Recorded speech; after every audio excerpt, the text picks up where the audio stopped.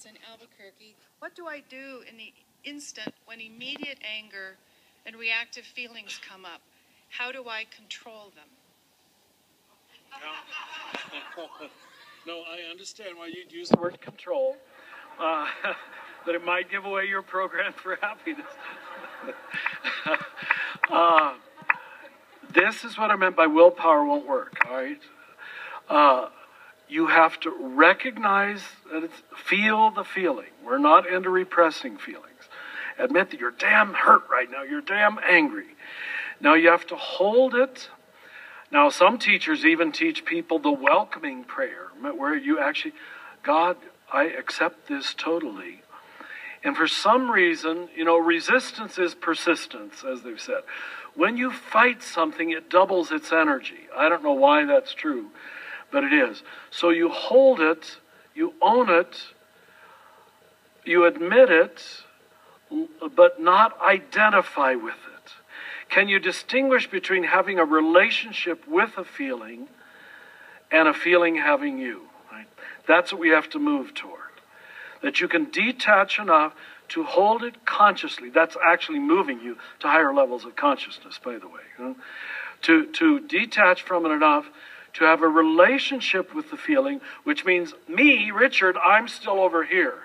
I know who I am apart from that feeling, and I don't let it have me. When you stop actively resisting it, fearing it, enmeshing with it, investing in it, all I can do is promise you, it might take some minutes, maybe even some hours, and big ones some days, but you will find it loses its power over you. And the surplus of advantage is, I promise you, in that struggle, you have moved to a higher level of consciousness. Right? This is what makes aware people. So there is a payback if you want to make sure you're getting a payback, because it's torture the first minutes.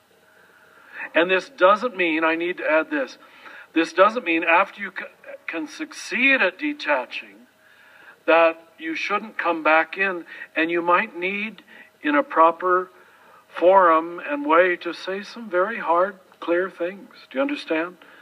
So we're not talking about make you all into little softies or martyrs who roll over and say every feeling is wonderful. No, but you gotta not let it possess you. That's all. So you own it, you feel it, but you detach from it and you look at it over there. And that moves you to consciousness. Without it, you are largely unconscious. That's what we mean by being an unconscious person. They just act out of knee-jerk, body-based, narcissistic reactions, moment by moment. That is much of the world. Carl Jung said 95% of people operate 95% of their lives unconscious. So you're on a path of consciousness, but you are going to have to pay a price for it. If you change your mind, take a chance on the first in line.